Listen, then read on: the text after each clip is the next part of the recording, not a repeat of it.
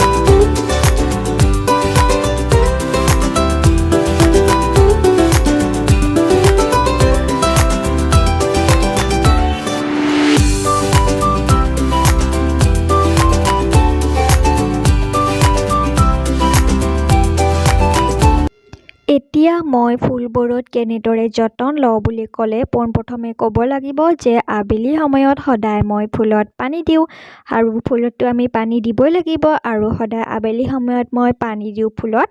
আৰু যিবোৰ আমাৰ মৰহি যায় পাতবোৰ সেই মৰহি যোৱা পাতবোৰ আমি গছডালৰ পৰা আঁতৰাই দিব লাগিব আৰু মই সদায় মৰহি যোৱা পাতবোৰ গুচাই পেলাই দিওঁ।